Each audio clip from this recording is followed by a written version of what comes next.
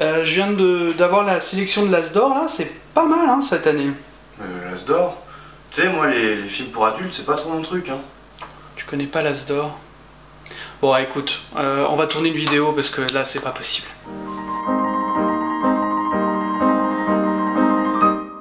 Joueuses et joueurs avertis, bonjour. C'est la première vidéo ludiculture de la saison et pour cette première, on a décidé de parler d'un événement qui a lieu tous les débuts d'année et qui concerne le jeu, c'est l'As d'Or. L'As d'Or se déroule au même moment que le Festival international des jeux de Cannes, l'autre festival de Cannes, et récompense le jeu de l'année français. L'As d'Or existe depuis 1988, il a pas mal changé en quelques années, mais aujourd'hui, il y a 3 catégories.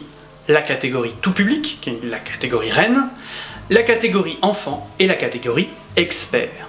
Et comme le veut la tradition, le jury annonce fin janvier tous les nominés. 4 jeux dans 3 catégories, soit un total de 12 jeux. L'année dernière, l'As d'Or avait été remporté par The Mind, de Vogelwang Warsch, un jeu qui avait fait polémique à l'époque, et pour en savoir plus, je vous renvoie à notre vidéo sur The Mind, que je vous laisse dans les fiches. Ce que je vous propose maintenant, c'est de voir ensemble les nominés, et pour ça on va voir mon pronostic, mes favoris, et pourquoi mes favoris sont pas sûrs de gagner.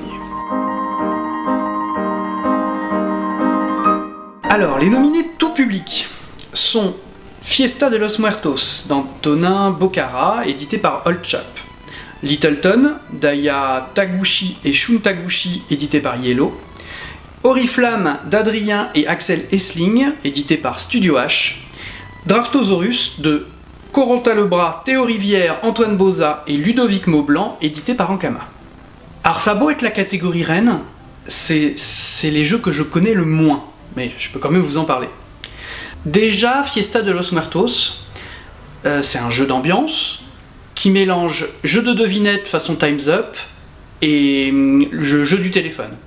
Ouais, ça ressemble aussi à Esquisser. Oui, tout à fait. Ça ressemble à Esquisser, mais avec des personnages défunts. C'est un bon jeu d'ambiance qui a beaucoup fait parler de lui ces derniers temps, et c'est le seul nominé. Donc, tout le monde pense qu'il a ses chances.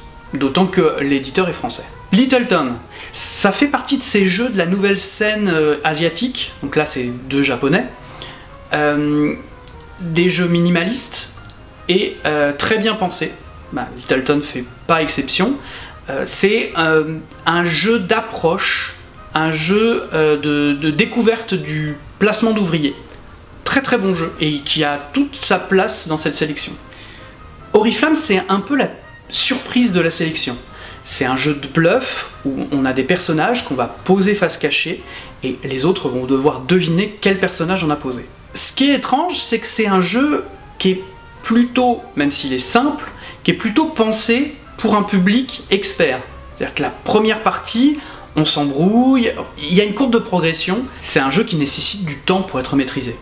Enfin, Draftosaurus, évidemment Draftosaurus, c'est un jeu de draft fait par une Dream Team du jeu français. Donc, je rappelle, Corentin Lebras, Théo Rivière, Antoine Boza, donc Seven Wonders, il s'y connaît en draft, et Ludovic Maublanc. C'est que des auteurs qui ont déjà des jeux édités, et disons que Draftosaurus, c'est un jeu qui est taillé pour le public familial, mais qui à mon sens manque un peu d'âme. Et maintenant, on passe aux experts. Les 4 jeux nominés catégorie expert sont Gloomhaven d'Isaac Childre, édité par Cellofair Games, It's a Wonderful World de Frédéric Guérard, édité par la boîte de jeux, Res Arcana de Thomas Lehmann, édité par Sandcastle Game, et Root de Colwell, édité par Matago. On en a déjà parlé, vous l'avez juste là. La catégorie expert, c'est toujours la catégorie qui pose problème, qui fait polémique. Parce que les experts, les passionnés, ne s'y retrouvent pas. Alors, on va remettre les choses dans leur contexte. Déjà, je trouve que dans la nomination, il y a du lourd. Du sacrément lourd. Gloomhaven, c'est pas pour tout le monde. Root, excusez-moi, mais c'est pas pour tout le monde non plus. On est loin du familial plus. Mais il y a 2 problèmes. La première, c'est qu'est-ce qu'une catégorie expert dans une cérémonie comme les As d'Or ou le Spiel des Jahres, le jeu de l'année allemand? Ce qu'il faut comprendre, c'est que ce genre de prix ne s'adresse pas aux passionnés. Les passionnés, ils savent déjà ce qu'ils ont acheté, ils les connaissent ces jeux-là. Ils n'ont pas besoin des prix. Les prix, c'est pour que même les journalistes, qui ne soient pas des journalistes jeux de société, s'intéressent aux jeux de société. Et qu'on montre, regardez ce qui est sorti, la panel de jeux qui est sorti. Ces experts-là doivent être quand même un minimum accessibles pour ces gens-là. Donc on n'aura jamais de jeux extrêmement lourds comme les jeux de Vital Lacerda dans cette catégorie. Voilà, il faut faire le deuil de cette idée-là. L'autre problème, c'est ce que les passionnés appellent experts. Parce que ce que j'ai entendu beaucoup, c'est « Ah oui, mais c'est du familial plus » ou, j'aime bien l'idée, c'est de l'expert moins. Alors, déjà, il faudrait comprendre ce que ça veut dire. Et ensuite, qu'est-ce qu'un jeu expert? Un jeu expert, c'est un jeu qui s'adresse à un public qui a déjà une certaine culture ludique. Et, excusez-moi, mais ces 4 jeux-là, c'est exactement le cas. Donc, je trouve que cette sélection est loin d'être mauvaise. Gloomhaven, s'il devait y avoir un gagnant au poids, c'est Gloomhaven qui l'emporterait. 9,5 kg la boîte. C'est un dungeon crawler, un jeu d'exploration de donjons, qui a un côté legacy. C'est-à-dire que on va suivre le jeu en campagne, changer de personnage, être obligé de changer de personnage, acheter de nouveaux objets. Quand un scénario est fini, qu'on ait gagné ou perdu, il est fini, on passe au suivant. C'est une sorte de JDR en fait. Alors, non, c'est pas un jeu de rôle parce qu'il n'y a pas le côté plus libre, c'est vraiment un jeu de plateau avec des actions de déplacement, d'attaque à faire. Le jeu est très complexe, très lourd, mais extrêmement riche et très intéressant. Donc je viens de commencer la campagne et je pense qu'il va faire mon année avec bonheur. Route, on en a déjà parlé dans une vidéo, je vous le disais, je vous avais déjà exprimé tout l'amour que je porte à ce jeu. Très rapidement, c'est un jeu d'affrontement et de développement où chaque joueur a une faction dont les règles sont très différentes. C'est celui-là dont j'avais lu sur les réseaux sociaux que ce serait un expert moins. Alors je trouve ça très rigolo parce que c'est un jeu qui est vraiment pas abordable, justement parce que s'il y a une règle basique, il y a aussi une règle à apprendre par personnage, ce qui rend le ticket d'entrée un peu compliqué. Mais c'est un très bon jeu. Res Arcana de Tom Lehman. Tom Lehman, c'est le papa de Race for the Galaxy. Et il nous a refait un peu un jeu de cartes, de combos, très épuré. Et qui se joue normalement de 2 à 4 joueurs, jusqu'à 5 avec l'extension, mais qui est vraiment, à la base, un jeu à 2. Res Arcana, c'est très bien. C'est un jeu qui va nécessiter par contre des extensions. Parce que il n'y a que 40 cartes artefacts qu'on va se partager entre les joueurs et ça fait pas beaucoup et je pense que pour renouveler les parties, tout va dépendre des extensions. Et enfin, It's a Wonderful World, que mon cher Boubou va incruster dans cette image, parce que je ne l'ai pas. C'est un jeu de draft dans la famille de Seven Wonders. Attention, ce n'est pas Seven Wonders, c'est un jeu différent, qui a sa propre personnalité. Mais c'est un jeu qui manque quand même un peu de personnalité. Il est très bon, il marche très bien, mais c'est un jeu qui manque de punch, et c'est peut-être parce que l'auteur en a prévu sous le coude, parce qu'apparemment il y a déjà des extensions qui sont prévues. C'est le IA du jeu vidéo, du jeu société. Un peu, ouais, un peu. C'est ça, il est pas sorti, mais c'est en plus, tu vois, le jeu de vidéo commence à faire ça, le jeu de société suit. On passe à la catégorie enfant. Alors, les nominés sont Attrape-Rêve de Laurent Escoffier et David Franck, édité par Spaceco à partir de 4 ans. La Vallée des Vikings de Wilfried et Marie Faure, édité par ABBA à partir de 6 ans. Roule à pic, Dirty Solinskas. Je l'ai réussi la première fois. Roule à pic, Dirty Solinskas, édité par Gigamic à partir de 4 ans. Et Yum Yum Island de Laurent Escoffier, encore lui, édité par Spaceco. Encore eux, à partir de 6 ans. Encore une sélection extrêmement maligne pour la catégorie enfant. On voit que ce qui a marqué le plus le jury, c'est les mécaniques un peu originales. Et je sais que c'est difficile de faire des mécaniques originales avec un public enfant. On remarque aussi qu'il y a beaucoup de jeux d'adresse dans cette sélection. Vous en ferez ce que vous voulez. Attrape-rêve, un jeu pour 4 ans et plus, a une mécanique très originale, puisqu'elle se base sur le repérage dans l'espace. Le but du jeu, c'est de gagner le plus de points. Pour ça, il faut recouvrir des cartes cauchemars de tailles différentes avec des disques doudous de tailles différentes. Plus le doudou est petit, plus vous marquez de points, mais si le cauchemar dépasse, vous risquez de passer une mauvaise nuit. La mécanique est super bien trouvée, mon gamin a adoré, mais j'ai peur qu'il ait une durée de vie très courte ce jeu, parce que dès que l'enfant aura un peu le compas dans l'œil, il gagnera à tous les coups. On peut parler aussi de l'édition, qui est superbe, même un poil surédité. Encore un coup des Spaceco, la gamme enfant de Space Cowboy, qui nous ont habitués à du matériel de qualité pour des prix raisonnables. La Vallée des Vikings, un jeu de 6+, c'est déjà bien connu des parents joueurs, parce qu'il a gagné le Kinderspiel des Jahres. C'est un mélange de jeux de stratégie et de jeux d'adresse, où il faut lancer une balle en faisant tomber les bons tonneaux ou en faisant tomber les drapeaux des adversaires. C'est malin, ça marche bien, et c'est encore un favori pour cette année. Roule à pic est un jeu russe, ça n'a aucune espèce d'importance, mais si vous avez envie de briller en soirée, ça peut toujours servir. Roule à pic, c'est un jeu de parcours, le but c'est d'atteindre l'arrivée.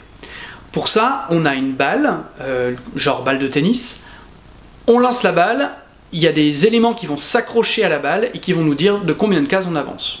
Ça ressemble un peu à Monza, pour ceux qui connaissent. En gros, c'est un Monza où on a retiré un peu de la stratégie pour rajouter de l'adresse. Yum Yum Island est un jeu unique, dans le sens où on n'en voit pas souvent des comme ça. C'est un jeu de livraison de colis parachutés dans le noir. Death Stranding. Ouais, mais dans le noir et parachuté, c'est plus drôle que Death Stranding. Je vous ai présenté les nominés. Maintenant, je vais vous présenter ceux qui, pour moi, vont gagner les As d'or dans les différentes catégories. Donc, vous l'aurez compris, Fiesta de los Muertos est pour moi en pole position pour gagner l'As d'or. C'est un très bon jeu, un jeu d'ambiance, avec un auteur français, un éditeur français. Donc, ça fait des points et c'est des choses qui comptent pour le jury. Mon poulain à moi, ce serait plutôt Little Town. Je trouve que c'est un excellent jeu d'approche pour ce type de jeu de stratégie. Ah, c'est peut-être parce que je suis un joueur passionné, c'est très possible. Ensuite, les deux qui restent, Oriflamme et Draftosaurus, ben, je trouve Draftosaurus un cran en dessous, un peu moins marquant en termes de jeu. C'est un bon jeu, mais moins marquant. Et je pense que Oriflamme est peut-être à la limite entre le jeu expert et le jeu tout public. Et que c'est ça qui me bloque un peu dans cette sélection. C'est le seul qui, des 12 nominés, c'est le seul dont la sélection me paraît... j'aurais pas choisi celui-là, quoi. Je pense qu'Oriflamme et Draftosaurus ont aussi eu le droit à leur nomination en raison de leur éditeur. Oriflamme, c'est Studio H, donc c'est Hachette qu'il y a derrière, c'est un nouveau poids lourd qui vient d'arriver dans le secteur. Et Draftosaurus, c'est Ankama. Ankama, peut-être que tu connais, Boubou. Dofus. Dofus, exactement. C'est un éditeur de jeux vidéo qui se met très sérieusement, depuis ces dernières années, aux jeux de société. Et je pense que c'est pour leur donner un peu de reconnaissance. It's a Wonderful World a tout pour gagner cette course. Il est accessible, il est en terrain connu, il parle aux joueurs passionnés comme aux joueurs novices. Donc ça serait pas surprenant qu'il gagne l'As d'or. Mais moi ça me gênerait quand même beaucoup, parce que parmi cette sélection de 4 nominés, c'est celui qui est pour moi le moins marquant. Et vous aurez peut-être compris en m'écoutant, le fait que ça soit un jeu marquant, c'est quelque chose d'important pour moi. Marquant, ça veut dire qu'on va en parler encore dans quelques années, et qui va marquer les joueurs et peut-être la génération suivante. Pour ce qui est des autres nominés, Gloomhaven, qui est premier sur le site Board Game Geek, le site anglophone de référence, depuis au moins, pratiquement sa sortie. On a Res Arcana, qui a été fait par une pointure du milieu et qui marche très très bien. Et on a Root, qui a été un jeu événement, sinon le jeu, l'un des jeux événements de cette année 2019. Donc on a des poids très très lourds, et je trouve que It's a Wonderful World a beau être un bon jeu, il se démarque pas autant que cela. Et moi, si je devais faire mon choix, ça serait Root qui l'emporterait. Mais je pense qu'il a très peu de chances d'obtenir.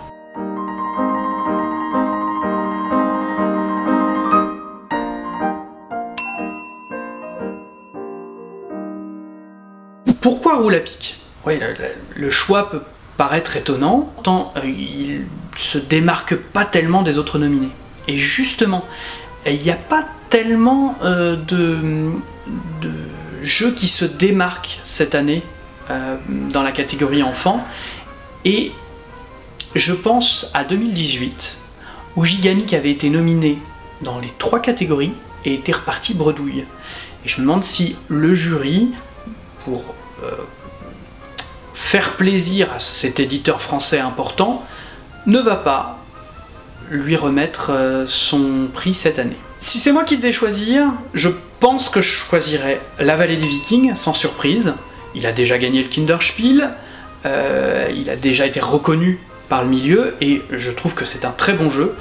Mais si c'était que moi, si je devais pas considérer la catégorie enfant, mais regarder le jeu sur lequel je me marre le plus parmi les 4, ça serait quand même Yum Yum Island qui sortirait vainqueur. Donc nous voilà à la conclusion de cette vidéo. Qu'est-ce qu'on avait prévu comme conclusion de cette vidéo déjà ?